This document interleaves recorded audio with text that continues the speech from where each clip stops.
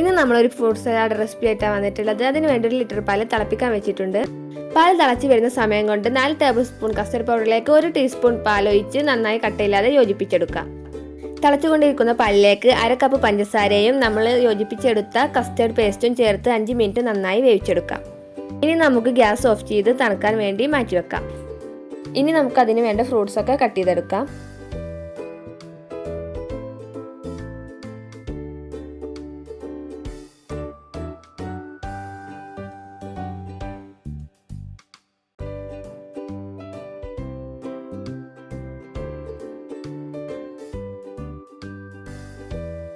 ഇപ്പോൾ നമ്മുടെ custard cream 3 മണിക്കൂർ ഫ്രീസറിൽ വെച്ച് നന്നായി സെറ്റായി കിട്ടിയിട്ടുണ്ട്.